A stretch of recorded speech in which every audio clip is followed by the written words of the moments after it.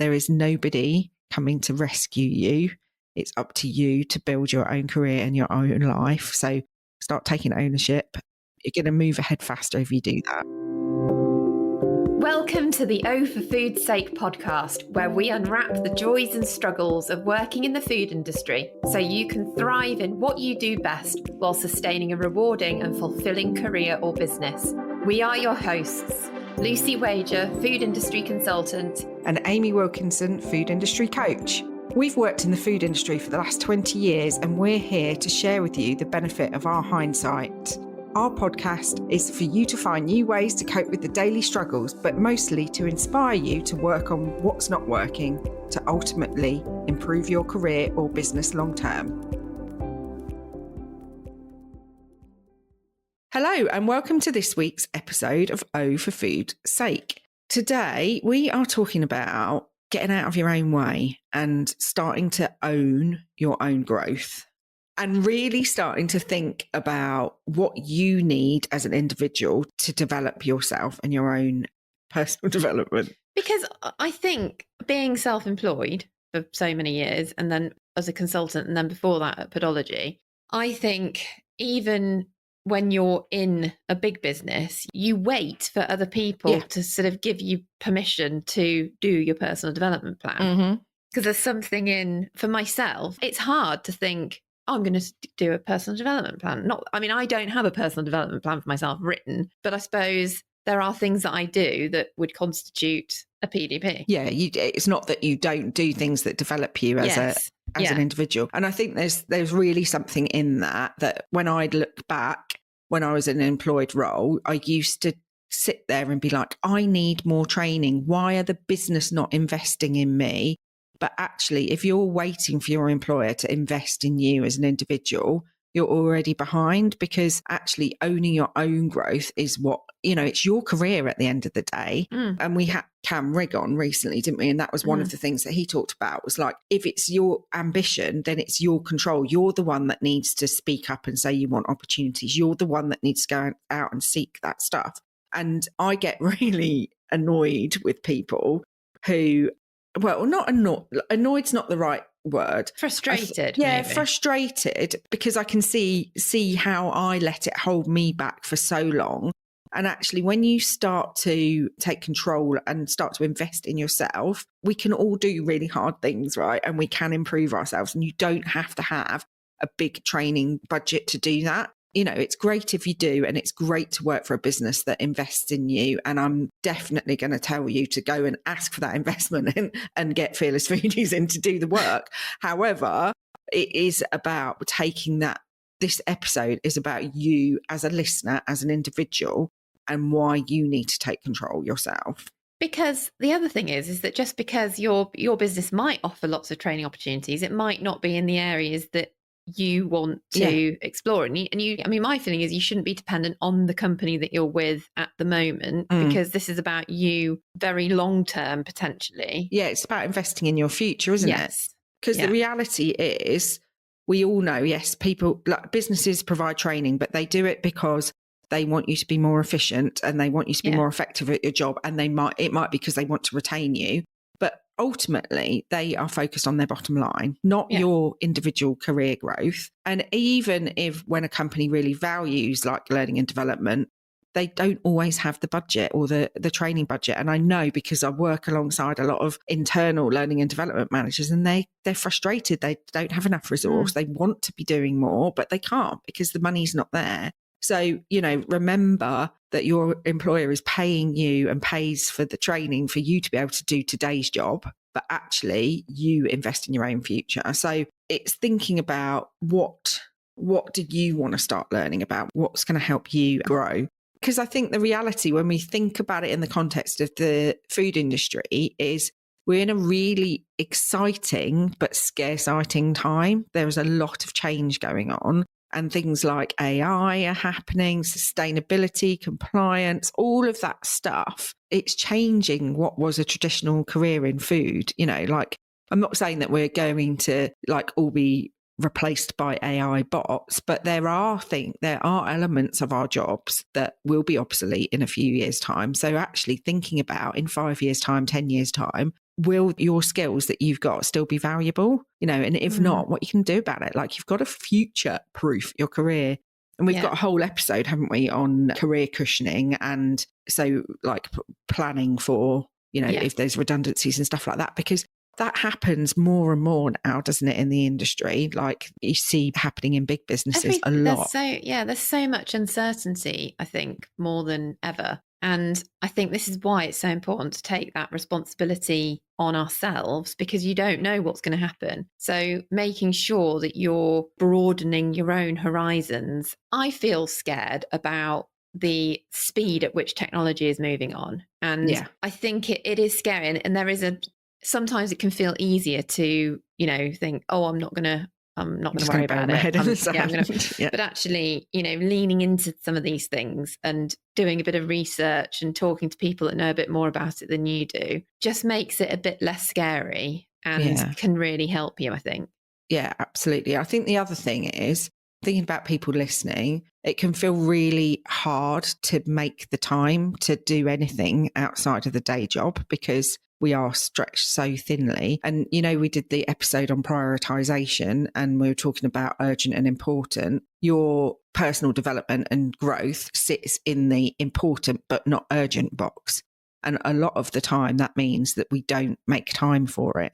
So actually there's something about scheduling time. And I can remember listening to a podcast, I think it was the Squiggly Careers one, and Helen on that was talking about the time that she schedules out to just go and do some reading, or whatever the thing is that you need, like just to create some headspace and be really boundaried with it. And I know some businesses do have regularly on a Friday.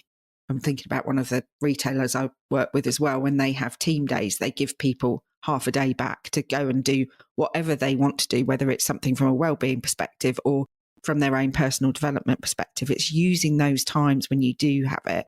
Because sometimes, like, when you switch off from work, you're like, I don't feel like doing this stuff. Yeah. But actually, it can make such a difference. And that we're focusing on career here, but I don't think it is just about career, is it? Like, a lot of the work me and you have done in the last 4 years since we started the podcast, because we've been learning about all different personal development stuff, it's helped us in our family life and our general life as well as career. And it's that whole, we are one being, we're one person. So anything that we do has an impact on the whole of our being at work and at home. Yeah. And it can feel hard because, particularly if you're doing a lot of stuff on personal development and stuff and you're not getting the support from your partner or your friends and stuff like that, it can feel like you're sticking your neck out a little bit. But actually you will reap the benefits in the long run. And I've heard this phrase lots of times, but most recently, I think on the Mel Robbins podcast, was around, no one is coming to save you. Actually, sometimes we can kind of think, well, I'm just going to, if I can just get to next weekend, if I can just do this, I can just do that. If I just get my head down and I do a really good job, then I'll get that promotion. And the reality is that is not how it works.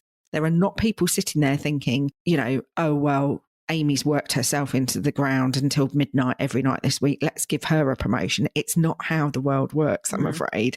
You have to do the things to get yourself visible. You have to do the things that are going to make you stand out from the crowd. It's not just about hard work. Or I think this is the crux of the frustration that made me want to do this episode. It's not about sitting there and moaning that you're not being given the opportunities. Nobody is coming to save you. You have to create opportunities in your life and at work. And actually sitting there and moaning, I know some of the people I've had, I probably shouldn't say reporting into me, but people I've worked with in the past that are just, all they want to do is whinge about all the things that are wrong. And actually, do you know what? Either change it or get out, go and get another job. If you're not happy where you are, nobody's coming to save you. Yeah, because you're not going to be able to change the moaning that you're doing isn't going to resolve anything for you or for anybody else. Yeah. So you've got to do the things that are going to help you as an individual. So whether that is, going and doing some continued professional development, going to a conference, doing some personal development work that isn't anything to do with it, the actual industry, but it's identifying your strengths, your values, all the stuff. We've got loads of episodes on this stuff. And there was that great one that we did about like how to look after your career development if you can't afford a coach. Can't remember exactly what it was called, but we'll find it and put it in a link to it in the show notes. Because I've also got a template, which I'll share in the show notes, which is how to create your own personal development plan. Because actually identifying what your gaps are and what you want to do about it is the starting point. But if, for instance, you know that you're really good at what you do, but actually you need to start getting more visible and people noticing what you're doing more, then start to share stuff on LinkedIn or, because the reality is if two people are equal in all other ways and doing the same job, it's the one that's got better visibility that is going to get more of the opportunities. It's not fair, it's not right, but it is true and it is the way the world is. Yeah.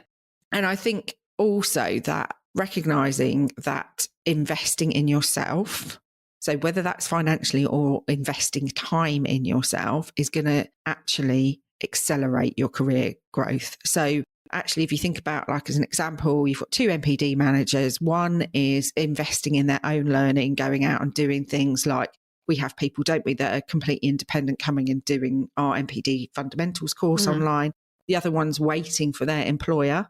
And, I know financially it's not always a... And it's not, it might not be that they're waiting. They might not realise that those things are out there because... It's about being proactive, open, as well, and finding things that are available because there's so much out there. But you've got to be kind of looking. Yes, yeah.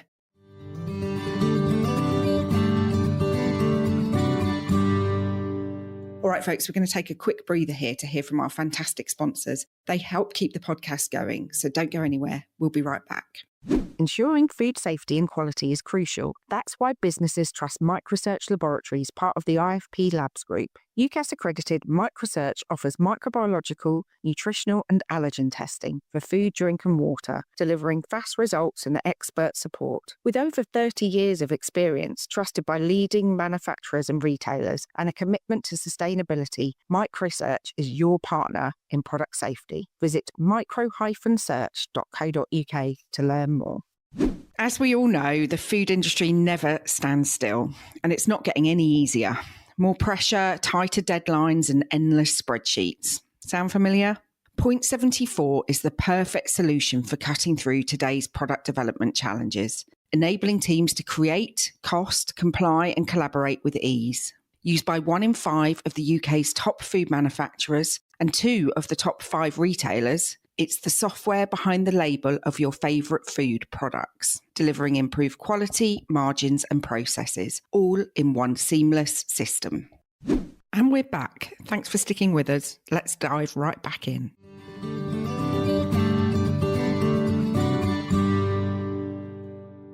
But, so if we've got 2 MPD managers, one's waiting and not doing that. One is proactively going out, building their network, going on courses, like free courses, whatever, like just investing time and money in themselves. Then, when you look 5 years ahead, one of them's going to be head of MPD and one of them's going to stay where they are.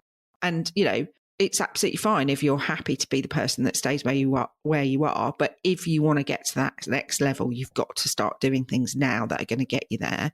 And there's loads of free ways to learn out there. A lot of businesses have loads of, they have a learning management system with loads of stuff on it.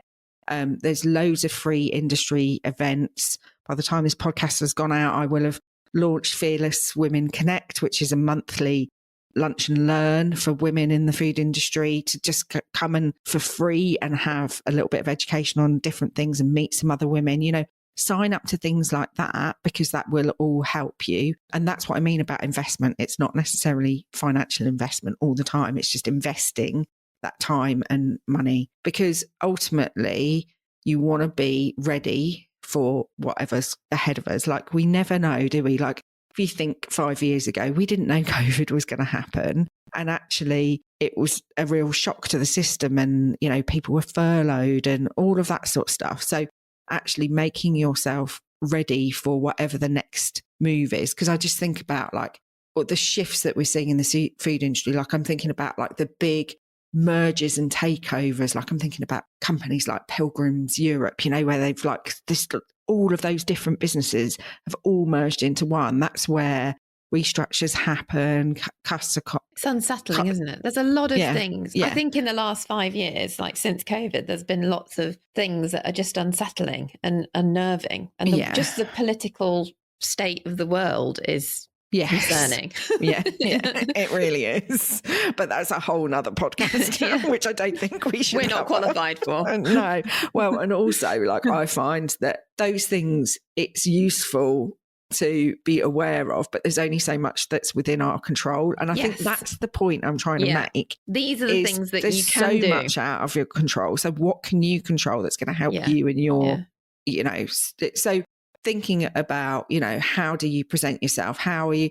And I do think, like, Lucy, if you think back to when we graduated and stuff, there wasn't as much of this expectation, but there is now. Like, when we've got grads coming through, we expect them to have done some voluntary work or done this, that and the other, and done extracurricular stuff to support them, and actually not just seeing that as a tick box exercise, but helping you grow as a person. You know, it's all about how can I stand out from the crowd, and not in a jazz hands way, just in a, you know, quietly confident kind of way. Well, I also think I'm going to use that awful word, in an authentic way to yourself. Yeah. So it's what makes you genuinely different from everybody else. What are your interests? Why have you done something that, you know, why have you gone to do that? I was talking to someone yesterday who's not a graduate, and she had been on this she's really into horse riding, and she'd been on this horse riding. She'd gone to exercise horses in South Africa on like a safari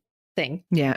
So like before the main season starts, they need people to go out and do exercising the horses. And it's like £100 for the week. And it's mainly like backpackers on their way home from Australia.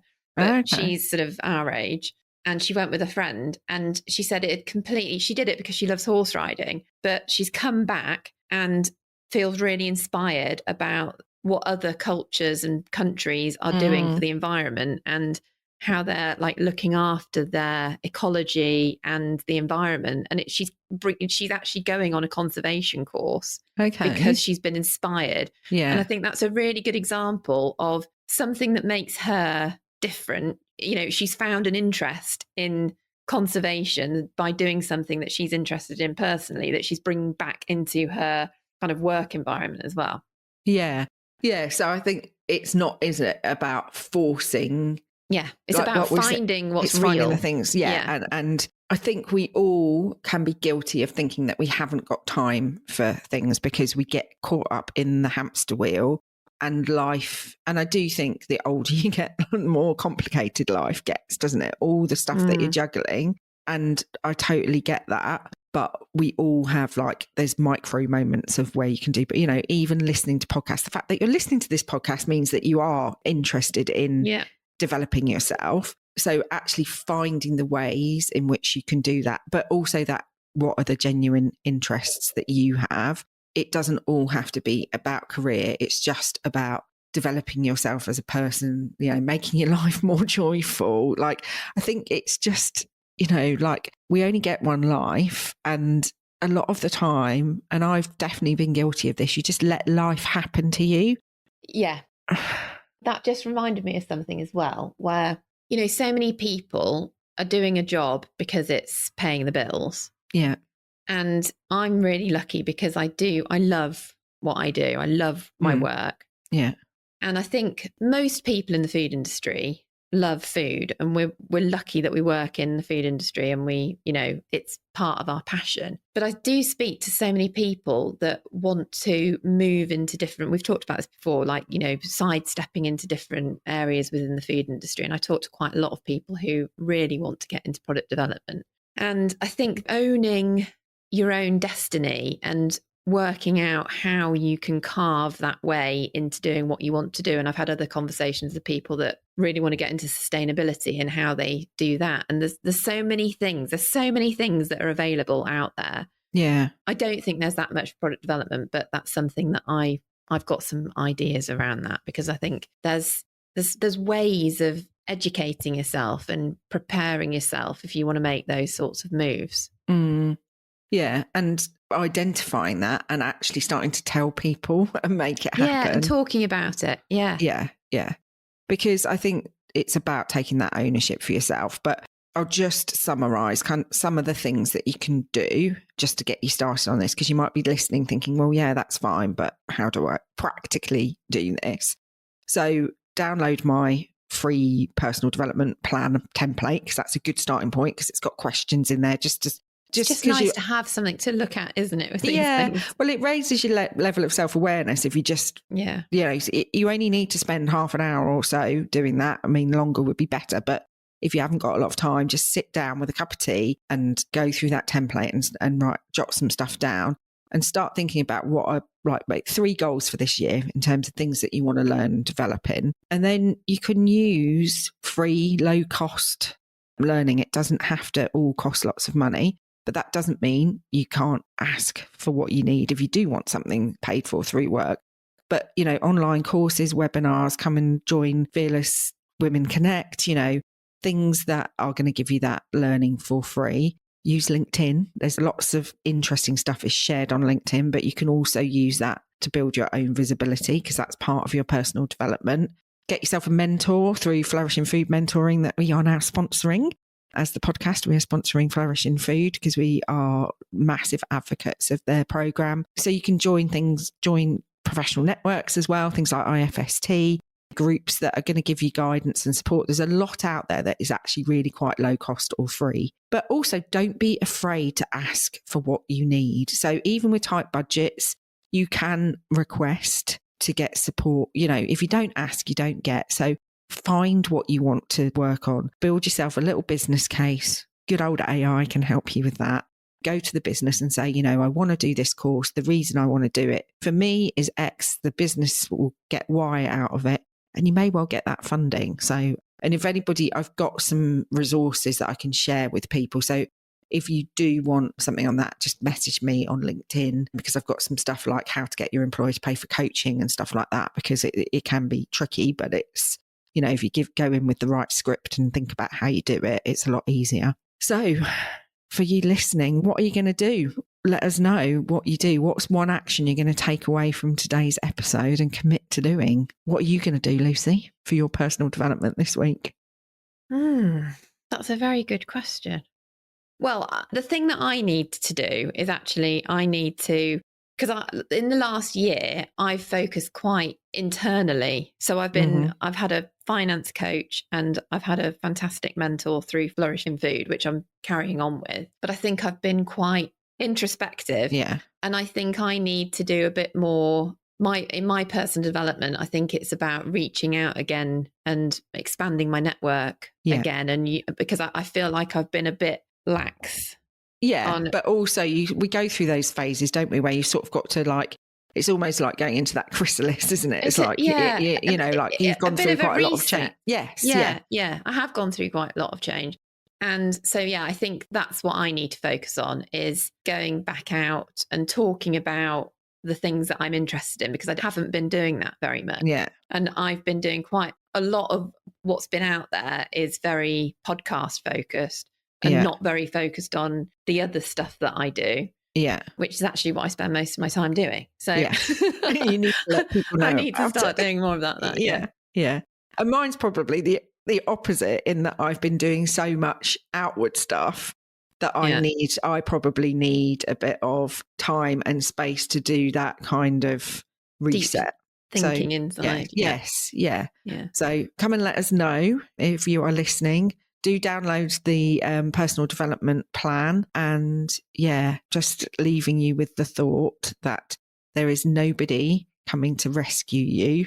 It's up to you to build your own career and your own life. So start taking ownership. Yeah. You're going to move ahead faster if you do that. And you'll reap the rewards of doing it. It's quite empowering, I think. Yeah. And give yourself that permission to do it, do it for yourself. And I think, I'm terrible at doing anything for myself, but it's important that we do things for ourselves. We spend so much time. Yeah, I know. Yeah. But when you do it, Lucy, you're always like, I wish I'd done this sooner, or I wish I'd done it more, and it propels you forward. So, Yes. So listeners, do the same and come and let us know. Yes. And share this podcast as well with anybody that you think could do with that little kick up the bottom to say, you know. Or even if you don't think they will, just share it anyway. Just share it anyway. And we will see you next time. See you next time. Thanks for tuning in. If you enjoyed today's episode, please share it, rate and review us. It really helps us reach more food industry pros like you. For more resources, head over to our website, overfoodsake.co.uk, and join our mailing list to stay in touch. And if you'd like to connect with us, come say hello on LinkedIn. We're both there, Lucy Wager and Amy Wilkinson. Thanks for listening, and we'll see you next time. See you next time.